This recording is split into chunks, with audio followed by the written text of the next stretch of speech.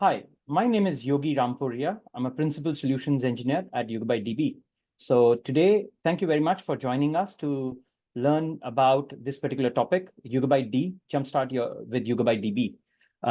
Just an administrative check. Laila, are you able to see my screen? Yes, I can, Yogi. Thank you. Okay. Voice and everything is clear? Good. Awesome.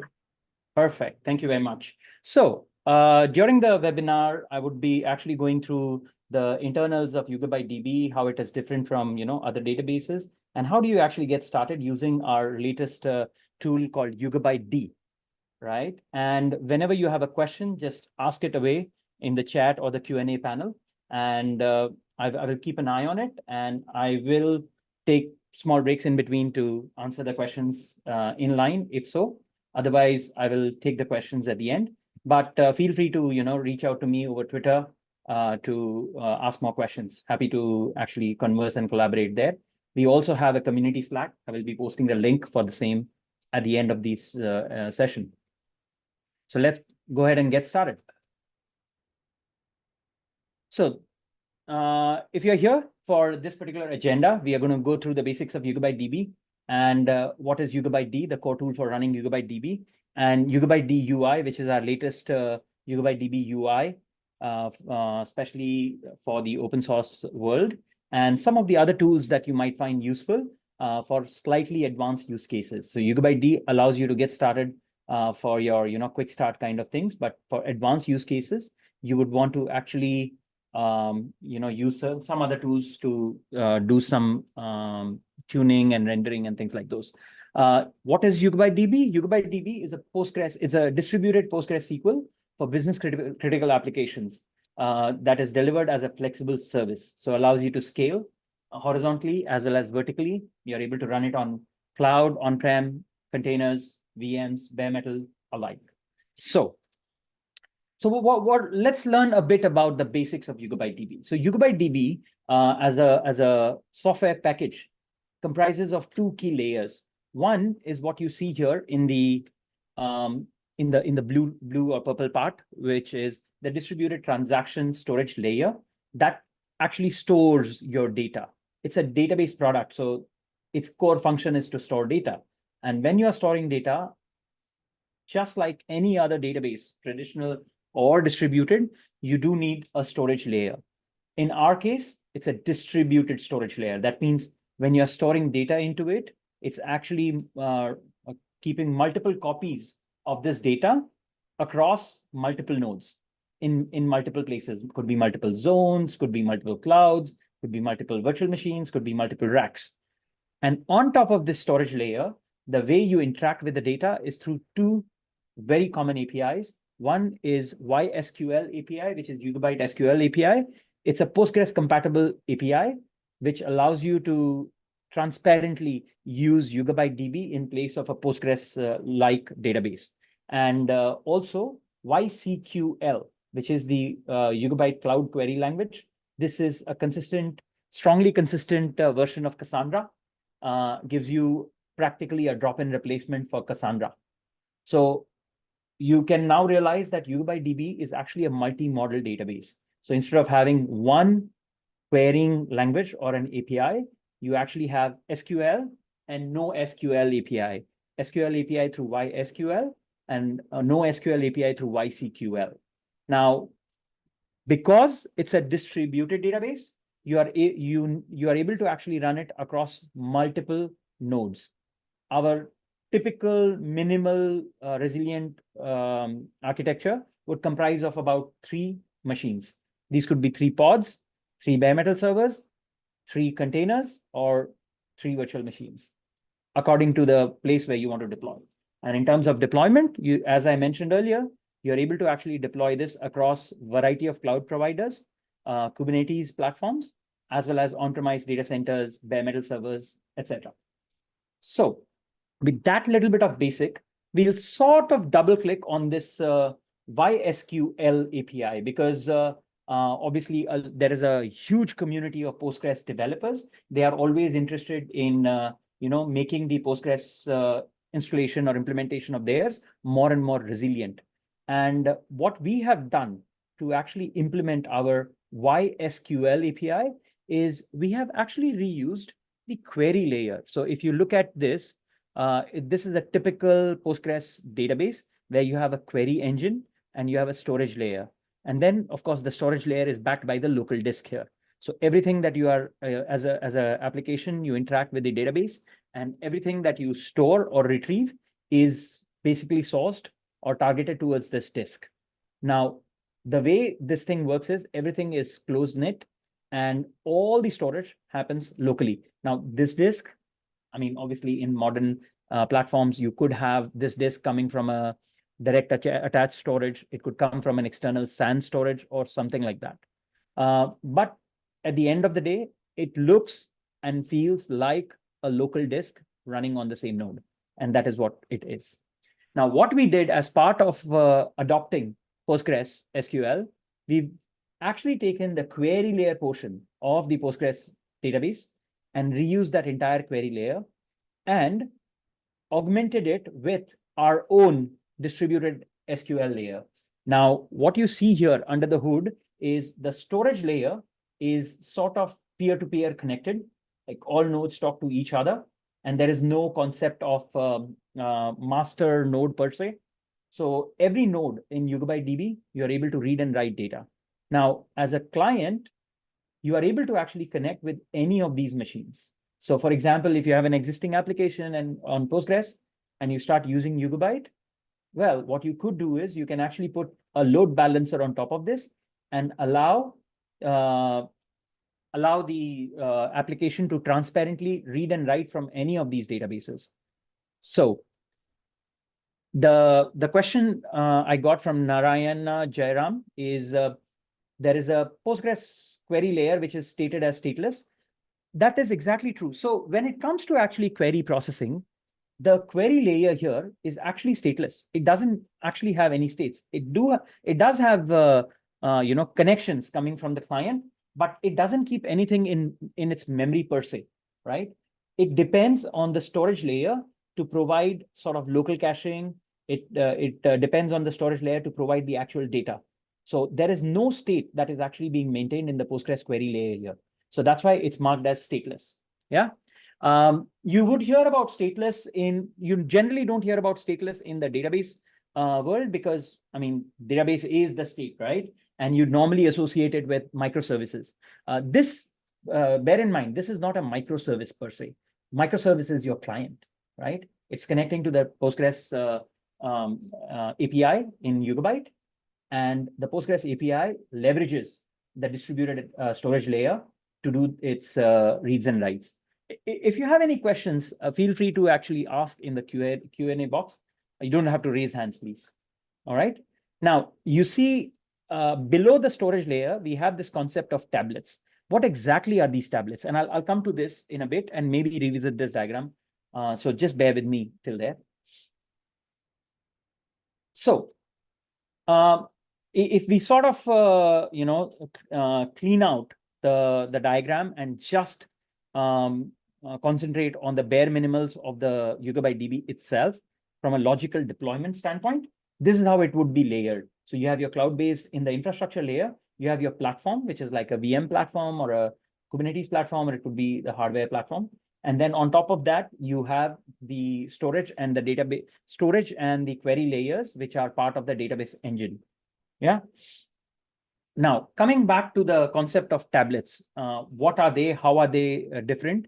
Let us just go back a bit and try and explore how things work in a traditional RDBMS. So when you actually create a traditional RDBMS, you typically have a concept of primary node and read replicas or slave nodes.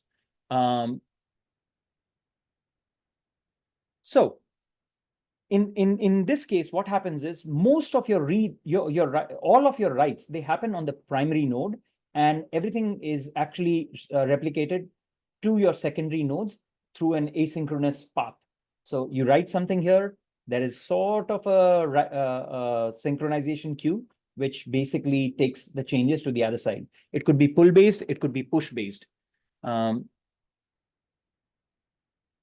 So let me just look at a question. One of the questions is, what is the benefit of using two heterogeneous database APIs? So this is typically based on your use case. Like what we see in some of the cloud native use cases is you have event-oriented data, which is coming as streams, not really relational. Whereas you have your, once the data is processed, you are able to like clean them up. You can have strong relationship based structures within those. And the Postgres API is more suitable for those kind of data. So if you have data that is relational in nature, and you want that strong consistency and referential integrity, you use the Postgres API. But if you have data that is fairly atomic and doesn't really have any relationship, perhaps using Cassandra is better in those use cases. So depending on your use case, you can use one or the other or both.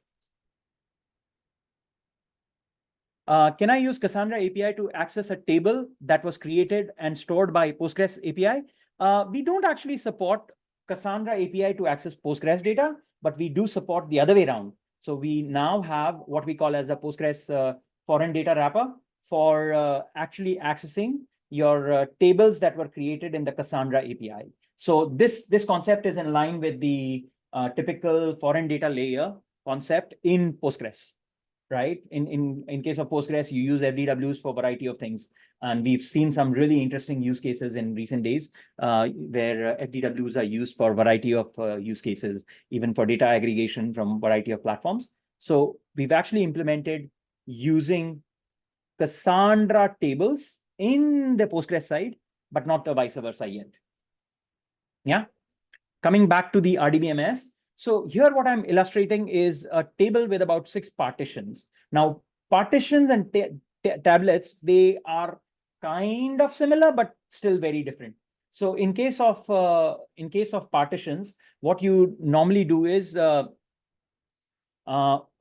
actually put the partitioning on the primary server, and each of your server is actually an exact copy of the data on the primary, right? And for example, if you have a failover, your node goes down, your application is sort of repointed to the new slave.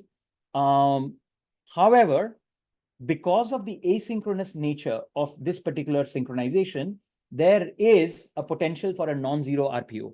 The moment something goes down, it's a challenge.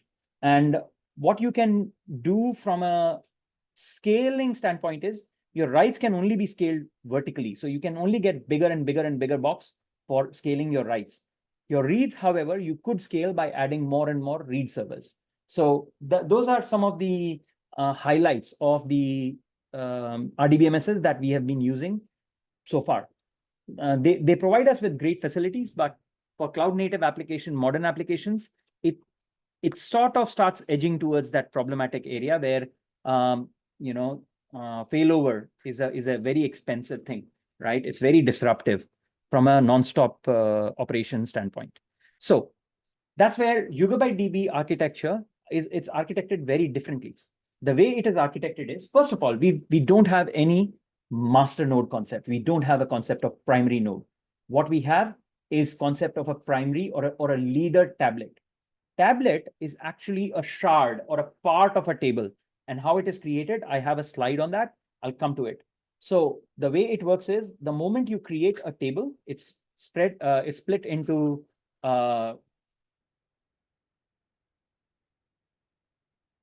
so the question is how the switchover happens if master node is not defined, and I'll come to that. The idea here is that every shard, it actually forms a raft group. Now, what is raft? Raft is is originally a paper published by Google for distributed systems and how do you do coordination in a distributed system. So even though your data is distributed, there is still some level of coordination that is required. Now, the coordination could be done at the node level. It could be done at the process level. It could be done at the shard level. And that is exactly what we do. We do the coordination at the shard level. So for example, I have like each of the color here represents a particular shard. So you have a blue shard here. It's one copy is here, another copy is here. So they are the exact copies of each other, these 3 shards. Yeah. And this is the leader shard for this blue copy and this blue copy. Now, what happens is, in case, let's say this particular node fails, what happens to the leaders that are running on this node? They, through an election process, would actually be, the role would be moved to one of the followers. So here in the raft, it gives us two very important things. One, an ongoing election capability. Two, the ability to detect a network partition and even continue to work through it.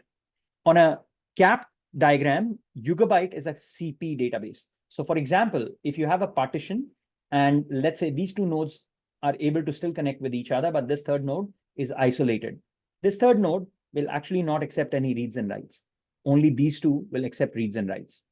If, say, for example, these two nodes are actually part of the split, and this one is isolated, then only these two will accept reads and writes, not this.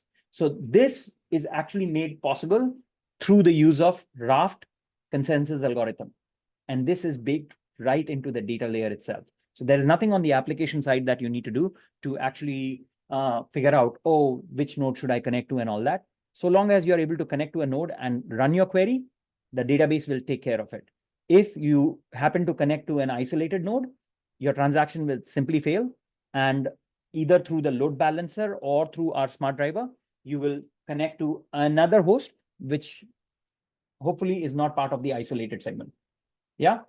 In this 3-node cluster with a replication factor of 3, you are able to sustain failure of an entire zone, or like in this particular case, region, because I have one node in US, one in EU, one in Asia.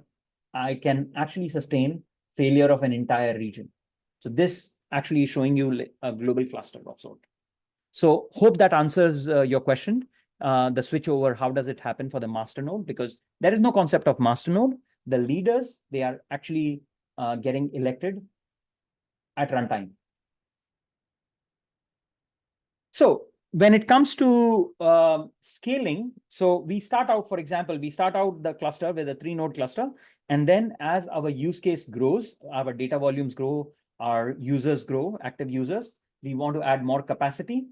What you are able to do is you're able to actually just add more and more nodes, and the data would actually be rebalanced across all these things. So this way, what happens is that without you having to physically copy data or do some sort of backup and restore, the cluster actually takes care of rebalancing the data. So this way, you know, in case of a node failure doesn't translate to a region or a zone failure in this scenario. So this actually gives you a more resilient architecture. Of course, it has bigger infrastructure footprint. Yes. As I know there, I'm just reading a question. Master NT server is available. We use a 14 version. There is a process is there. Yeah, so the question is around the YB master NT server. I will actually answer that in a bit and sort of walk you through the concept of what exactly those are.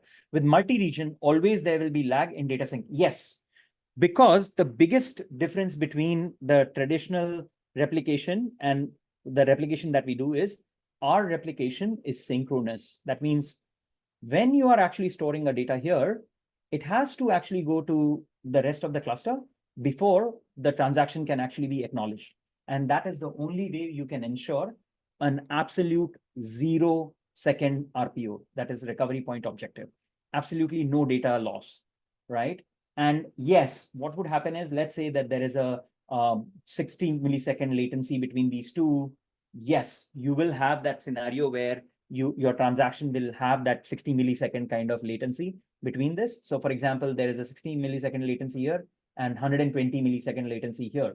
So in that case, what happens is, in your transaction, you will only experience the 60 millisecond because the third node will actually get the copy of the data eventually, but it's still going to be synchronous. So that way we are able to ensure the consistency and resiliency both at the same time. Tablet represents only on one table and not. Yes, that's correct. So by default, every shard that you see here is part of a table. That's why it's called a tablet. However, in some of the advanced use cases, we have a concept of co-located databases where one shard can actually be housing multiple tables. That is typically used for extremely small databases, like, we are looking at less than 50 GB kind of databases. So yes, we do have that. Yes, the latency, the question from Raju Kumar is, the latency depends on the network. Yes, absolutely. So obviously, if you are going to run a global cluster, then yes, you will have that global latency. We are not going to, suddenly remove that latency from your transaction. However, the important thing is you will have a database service that is always available. It is global. It is globally consistent. And most importantly, even if you have an entire region failure, your database service still continues to work. So that is the benefit that you have. So for your use case, for certain data, especially like key data points, if you require that kind of database, you can do that.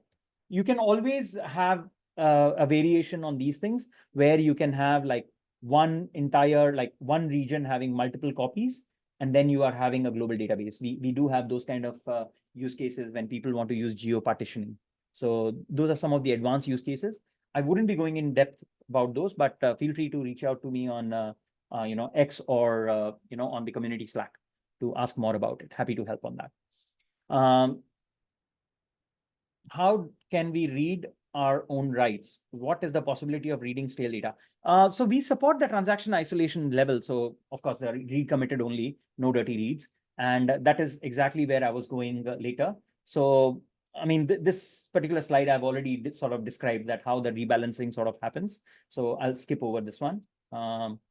So very specifically on the, just give me 1 second. What I have.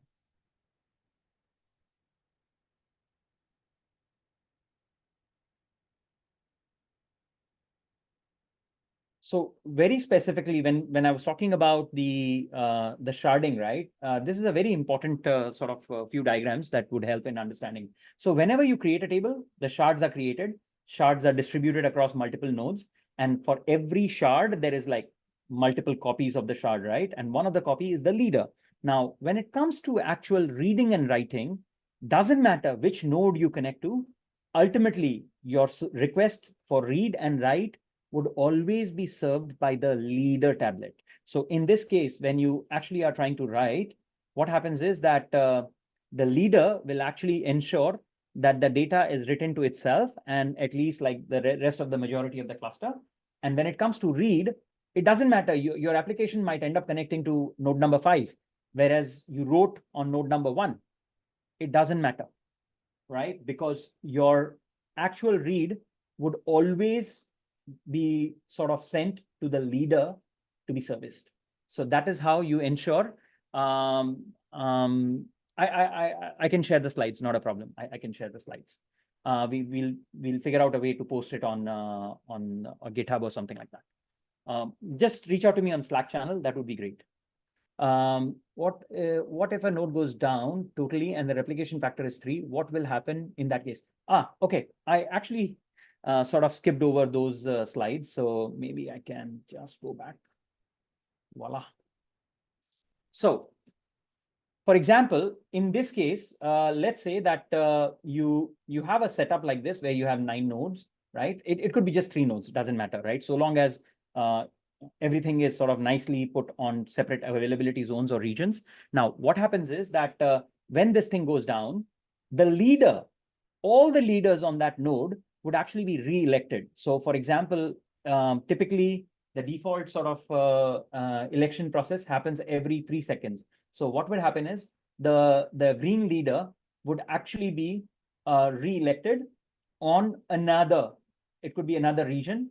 But if this particular node is away for like a very long time, like more than 15 minutes, then what will happen is the cluster will sort of rebalance and take the orange and the greens from here and put it on the other nodes in the cluster on the same region. So you see here, there is green and orange. That green, the leader, has actually moved to this node number 4. And this orange tablet has actually moved to the node number 6. And this actually happens automatically. And I mean, the data movement, how is that made possible? Is first, for example, in case of green, the leadership would be taken over by one of the other two followers, and then that particular tablet would be sort of bootstrapped on a new node. Because you have to understand, these nodes, they don't share any disk, right? So if you put a new node, it's practically empty. The data would actually be moved across the network to populate the data there. I think I have answered that question. Answer live, done. Will there be latency as tablets are diverting reads to read to nodes? There would be latency if your database footprint is misaligned with your application footprint. So for example, let's say that you are running your database, which is global in nature, but your application is only running in one region. Now that kind of architecture doesn't really make sense, but let's say you have your own reasons for running it that way. So in that case, what you could do is you can mark this particular region as your preferred regions. So all the leaders would actually be here.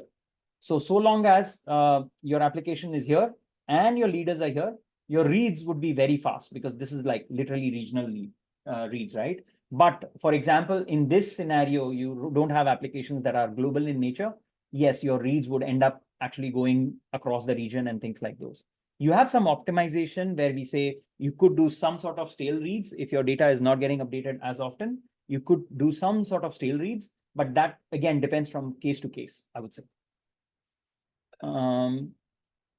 In case of latency, will get high.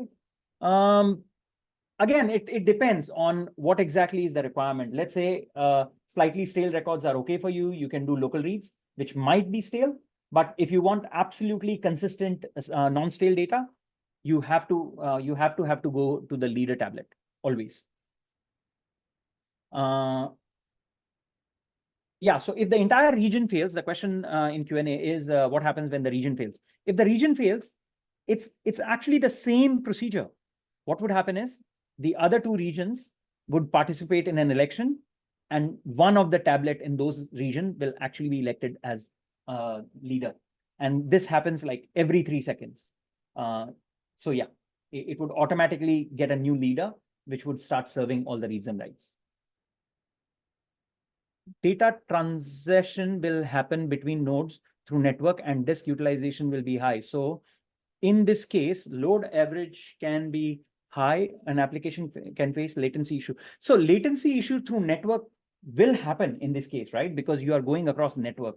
But the way we are storing the data on the disk, the good thing is that we do not actually, so unlike the traditional database where you have B-tree based disk files where you are rewriting on the disk, your disk utilization is much higher. We are actually optimized for SSDs. So that's why for Yugabyte, we only recommend and support SSD-based storage. And the way it happens is we are not actually writing your entire table in like every time you're writing, and we are not updating files. We use a combination of write-ahead log and mem table and SSD files. So everything that you're writing actually gets stored on SSD files on the disk with the multi-version concurrency control and LSM file structure. Because of that, the disk utilization is actually highly optimized. And the moment you sort of reach a threshold in the memory for a table, the mem table is actually persisted onto the disk. But the record that are there in the mem table, they are only written on the val. And we maintain like multiple vals and all. And these are the kind of things that you can use for optimization depending on your use case. If you have like high writes or low writes and high reads, you can actually optimize it based on that. Generally, on an 80-20 kind of a scenario where you have 20% of write and 80% of reads, the defaults just work.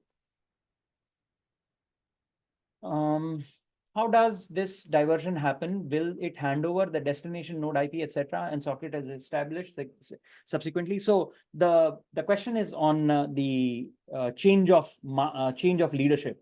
So what happens in case of change of leadership? Depending on what is your access method. For example, if you have a load balancer up here, what would happen is if this entire region fails, then all these nodes would be automatically taken out of the load balancer, right? Because the health check will start failing. So load balancer will only send requests randomly to one of these two regions. And from an application standpoint, all you are connecting to is this load balancer. Now, if you're not using load balancer and if you're using our smart driver, where you don't need the load balancer, the application will have the same exact logic. The driver has the same exact logic. So the moment these nodes are lost, they are taken out from the sort of connection pool nodes, and then automatically the driver will connect to one of these two regions. Again, you can actually tell the driver to favor one region over the other. So for example, if you run an application in Europe and you don't want that to go and connect to application database nodes in Asia, you can actually set that in the connection properties. So that's how you're able to actually, the application is able to sustain even an entire region failure. So we can force leaders to be placed in a particular node. You can force the leader tablets to be placed in a particular zone. Within that zone, if you have one node, then yes, everything would be, all the leaders would end up on that one node. But if you have multiple nodes, like in this particular picture, then yes, of course, your leaders would be spread across all the nodes within that zone. How the user can create an Oracle, we have two types of schema, user and users. In case of Postgres, it's very simple. You have, unlike you in Oracle, you don't really have a concept of database, you just have schema. So in case of Yugabyte, you can actually have multiple database in a Yugabyte cluster. And then under the database, you can have multiple schemas. And like each schema, it's practically a namespace, right? So you can have, say, same set of tables across two schemas, functions, views, indexes, and things like those. So it's, I mean, if you think of it from an Oracle standpoint, at schema level, it's identical.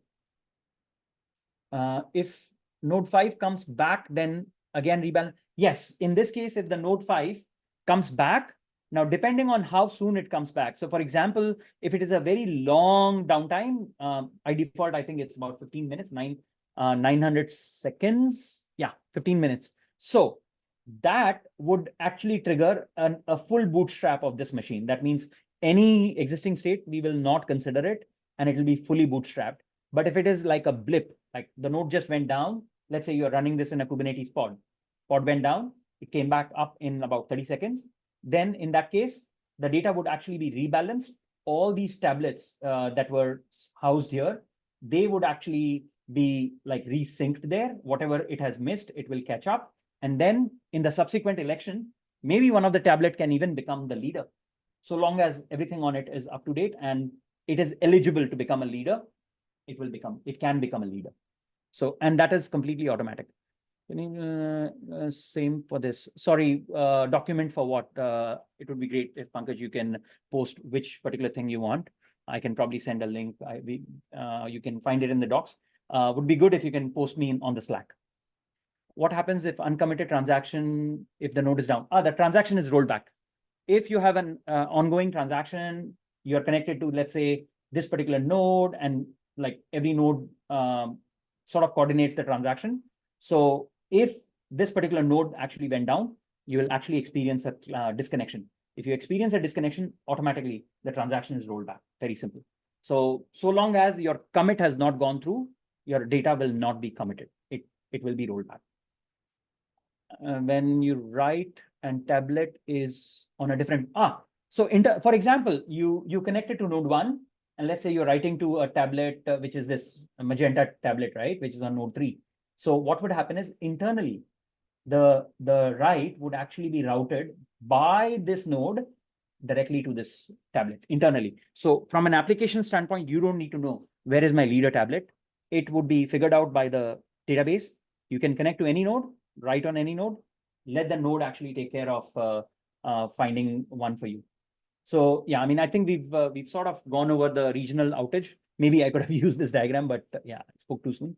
So, and this is like a cleaned up diagram. And I think there was a question earlier around, YB master and YBT server. Yes, those are the two components of Yugabyte database. So YB master, unfortunately, master is probably not the best name that we could have given to this component. It should have been called metadata server.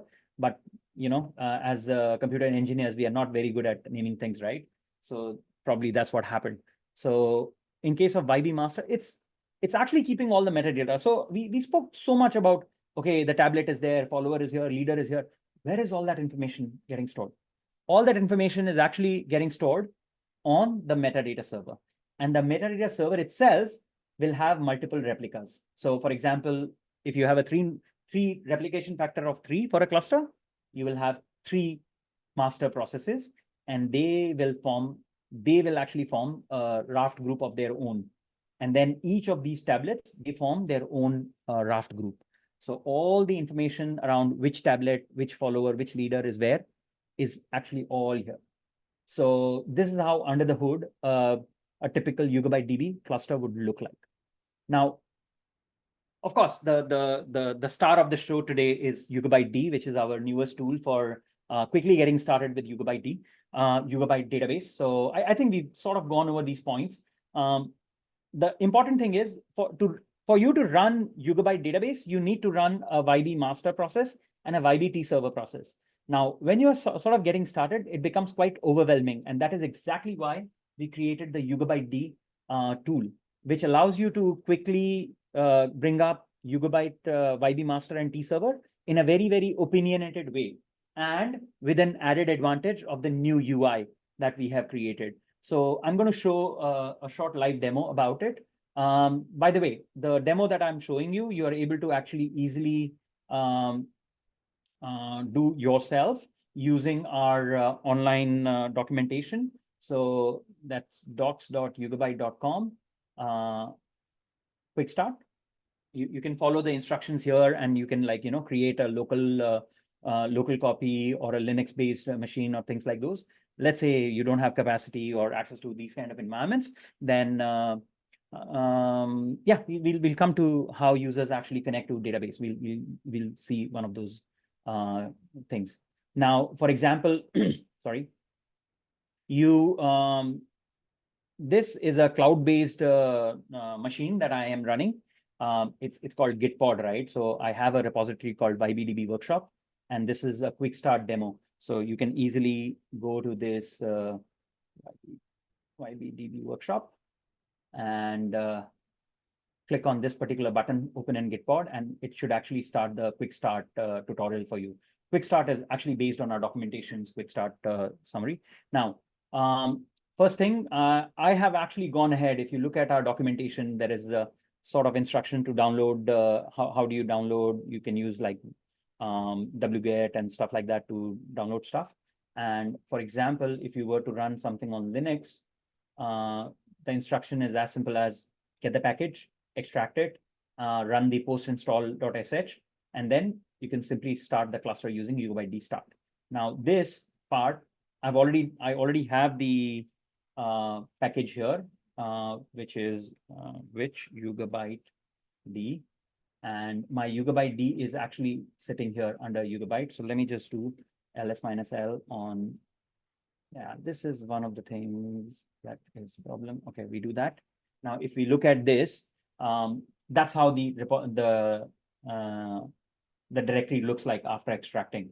And under that, you have this thing called bin directory, where you have a variety of tools, right? For doing bulk data uploads, accessing the database from command line, loading some sort of tools for accessing certain SST file information, and variety of things are there. We'll actually be going through some of these things. By the way, before YugabyteD, the go-to standard was YBCTL.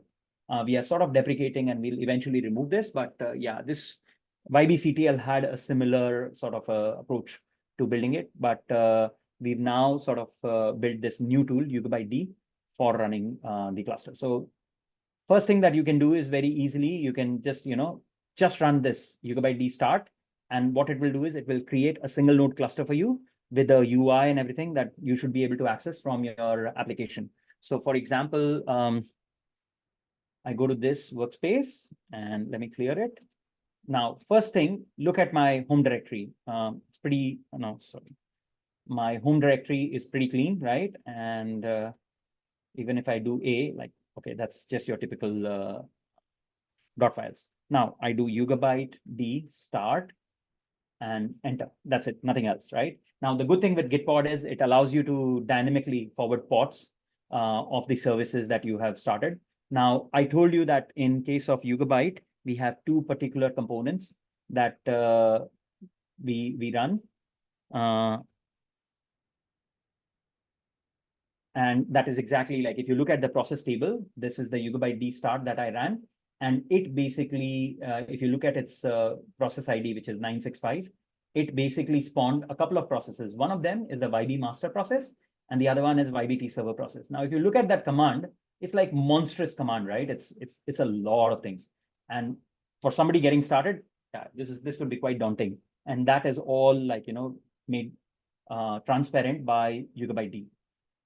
So once we do that, what happens is automatically a process, if you look at that output here, it tells you that, hey, you have a UI running on this. This particular environment is running on cloud, so I can't access this URL, but good thing is this thing actually automatically forwards the ports. So this is the new UI that we have created. We have the legacy UI on the master and T server individual UIs, which is on port number 7000 and port number 9000. And yeah, I mean, not any mirror cracking material or anything, but it's useful. It's quite useful. But this is our next gen UI for the yugabyted, and we are progressively making it better. Like if you're doing migration and all, you have some options here in future to actually monitor your migration and stuff. So what it shows you by default is, hey, how many nodes you're running under your cluster? What is the in progress activity, if there is any migration or something that is going on, and it shows you the settings. Like I don't have any encryption or any authentication set up on this, and it shows me how many total cores I have and RAM and stuff like that. There are lots and lots of switches in yugabyted that you can set to basically tune your cluster according to your use case, and we call them G flags, which is global flags. And a lot of times when you come to us on Slack channel or something, we ask you, hey, have you set any certain G flags? So if you're using yugabyted, this is the easiest way to actually find out what all G flags have you set. This is the fastest way to actually get to know that. So this is a simple one node cluster that I am running. And now to answer the question from Shiva Kumar, how do I connect to Yugabyte database, right? You can use any tool that is compatible with Postgres, right? So, if you're using dbeaver or datagrip or anything that connects to pgadmin, any of those things, you can use it to connect to the YSQL API. And anything that can connect to Cassandra, you can use it to connect to YCQL. So if you, let's say, have an application, you can use the Postgres driver to connect to the YSQL API, and you can use the Cassandra driver to connect to the Cassandra API. So now here, I will simply say YSQL SH, which is a shell tool on the same lines as the PSQL on Postgres. And that basically drops me into the SQL shell. Now, if you are familiar with the SQL shell of Postgres, you know that you can simply do /d and it shows you any tables that are there. You can do /l to show you the databases which are there. You can easily create a database here using the standard Postgres syntax, which is create database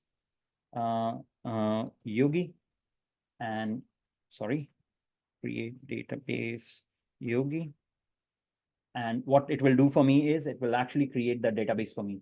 Now, when I say create the database, what it does is it goes and actually creates some set of metadata and all. And let's say if I want to connect to that particular database to run all the subsequent SQLs, I just do a /c and yogi, and it connects me to that. Now, for example, as part of the yugabyted, not just starting the data, like for example, after you have started, you want to play around with it, right? So it's very easy for you. So in the documentation, you actually have, like I just showed you, by the way, if you want to find out the status of your cluster, you can easily run this command, yugabyted status, to find out. From the UI, can I check what are, I am still confused about how the client connects to yugabyted and manages the session. So for example, for a typical Postgres, how do you actually connect to a Postgres database, right? So for example, let's say let me run a yugabyted database here, right? Yugabyted start. So I started my database cluster here, and let's say I use a tool called dbeaver. I think that dbeaver. I can actually use that and use the Postgres interface of the dbeaver to connect to my database here locally. So for example, I have a connection here. Now, let me just close that one. I have a connection here, which is connecting. Let me show you. Edit connection. Let me edit the connection. Now over here, what I have specified is I want to connect to the local host port 5433, and I will use some database. At the moment, I haven't mentioned anything, so it will just connect to the default. This is the username. I can provide the password and all that. And once I have done that, using this tool, I'm able to actually connect to that database. If you are in like Java or .NET or C# or whatever, right? You can use a Postgres equivalent driver there to connect to Yugabyte database. And then what you can do is you can use the typical SQL-based interface to work with the database. So for example, in my case, I have Yugabyte database. I don't know if there is, I think there was a question earlier on how do you have different schemas. So for example, here I have 4 schemas under my Yugabyte database. And under each of those schema, I have like variety of things, variety of objects, tables, views, materialized views, indexes, and things like those. So if I do select star from demo, right? With demo is one of the tables that I have. And if I just execute the SQL here, so it connects to the, sorry. Okay, because I am actually connected to the Postgres database.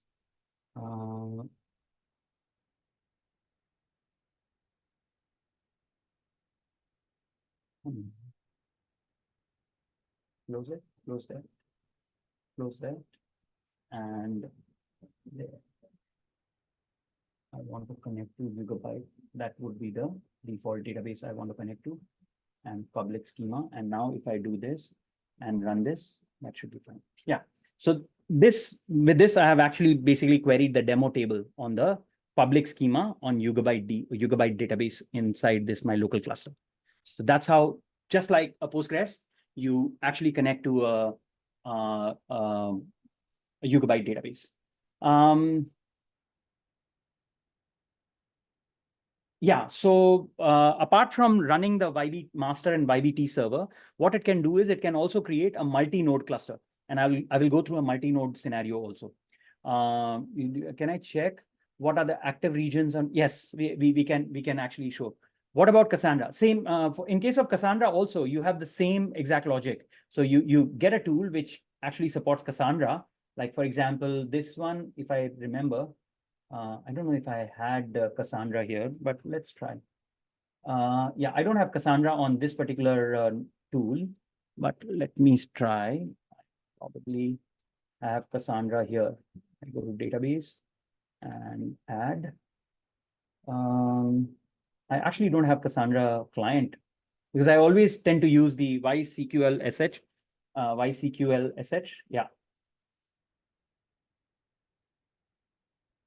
So just like PySQL SH, we have a YSQL SH, which is a Cassandra equivalent. And this is where you can actually show databases. I think that's the command. List databases. List.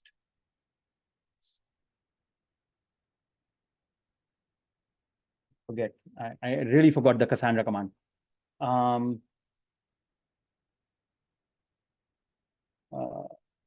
Okay.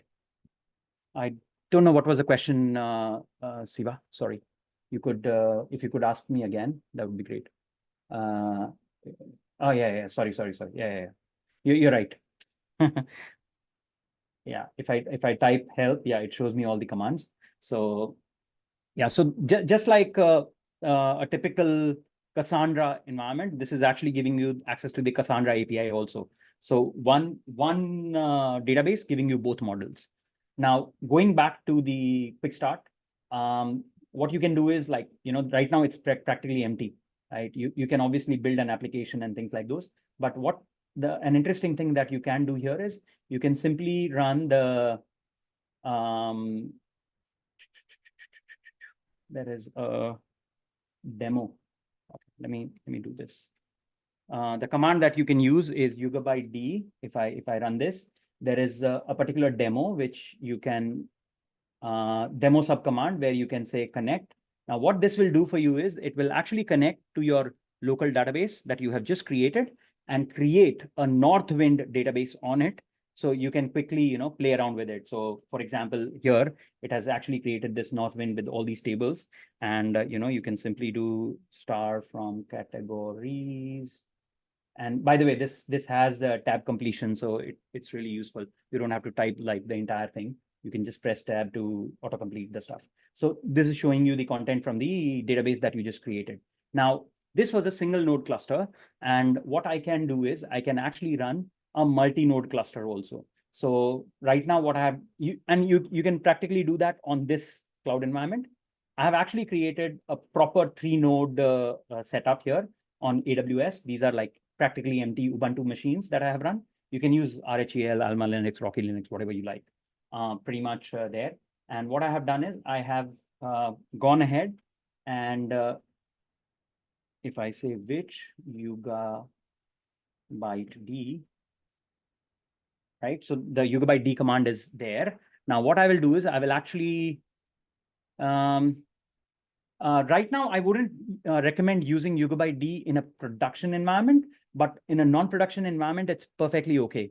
What you could do is you can actually record the YB master and YBT server to be used, because right now I would say it's in an EA kind of a environment. So you can also set up X cluster replication with the yugabyted, although like it's slightly longer a discussion, so I wouldn't be able to cover it. But feel free to like ping me on Slack. I'll be happy to help.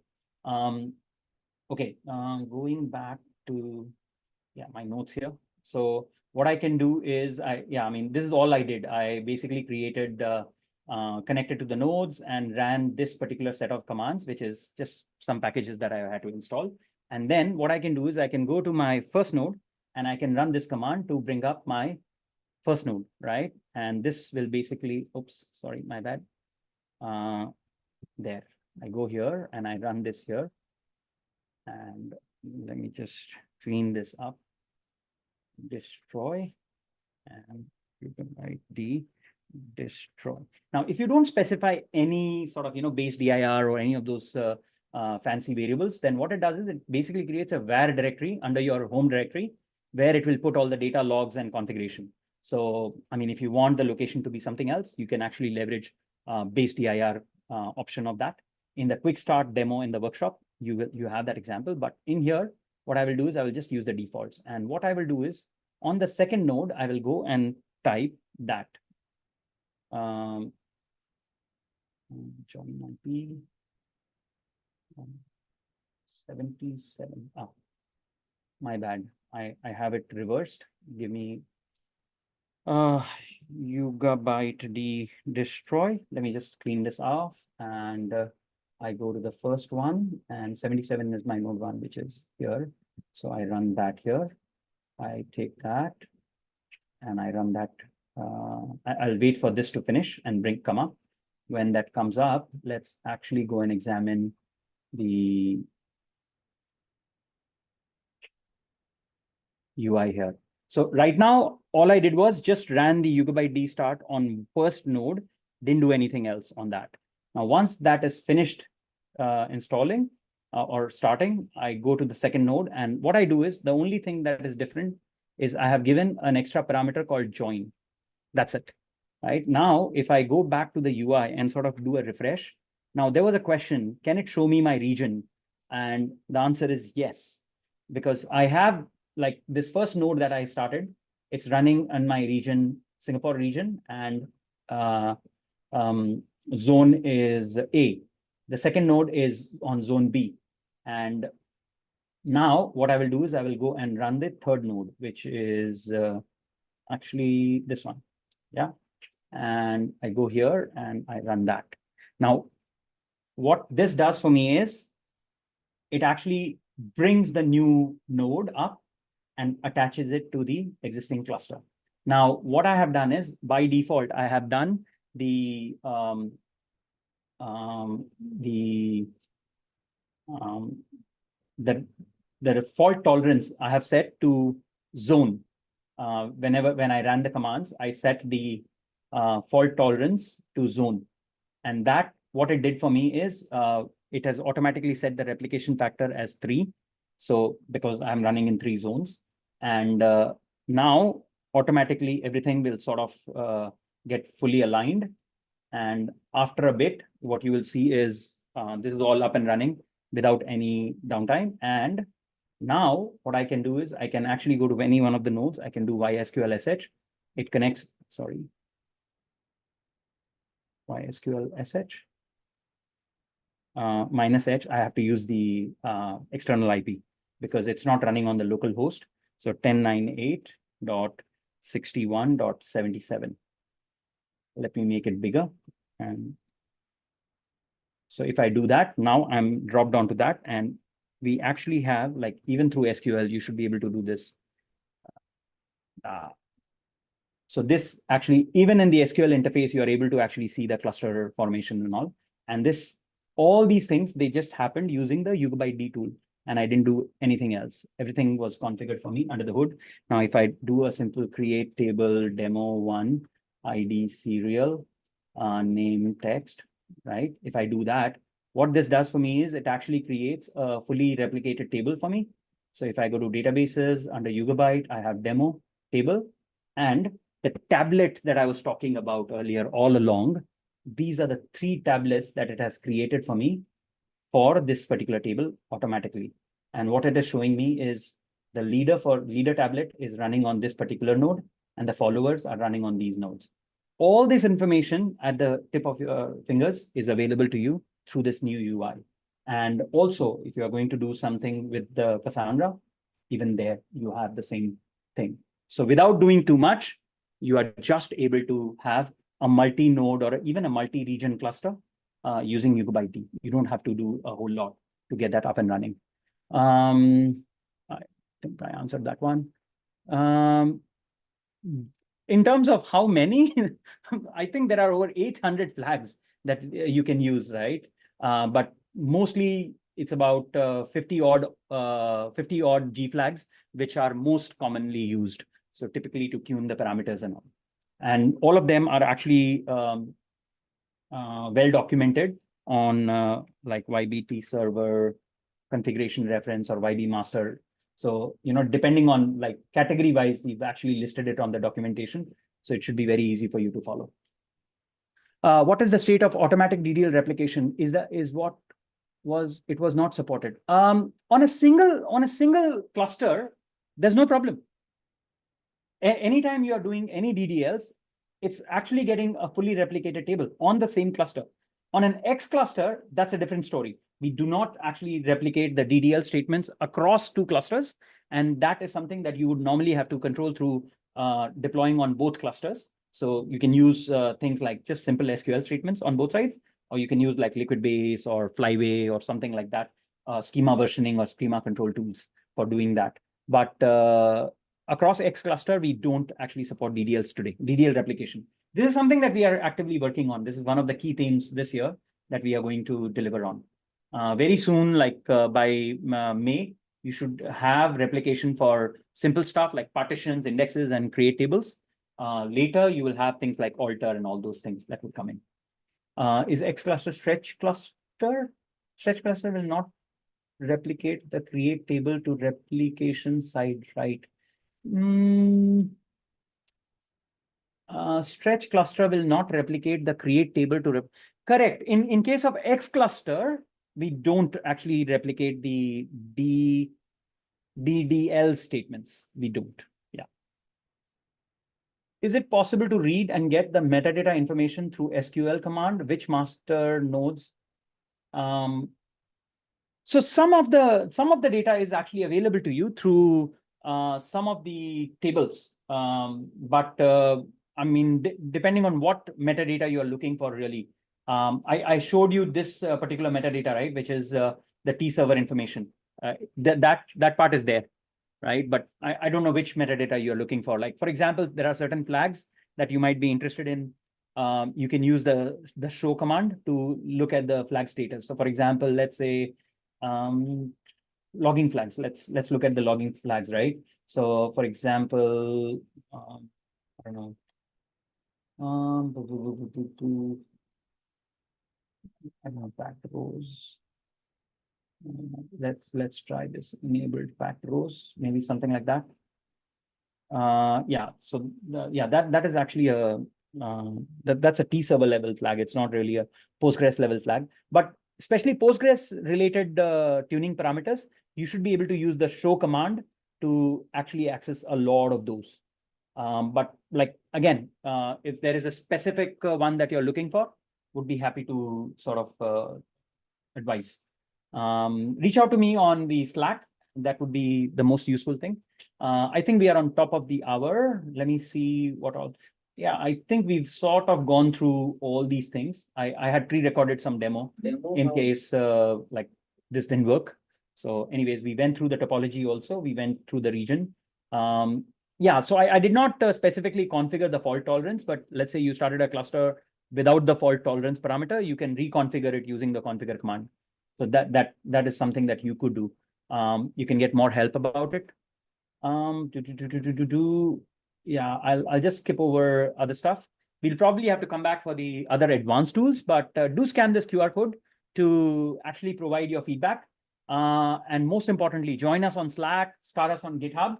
So we'll be able to help you more. Thank you very much. Thanks everybody for joining. Do post your feedback, and yeah, you stand a chance to win USD20 or equivalent of gift voucher if you book a demo with us. Thank you so much, everybody.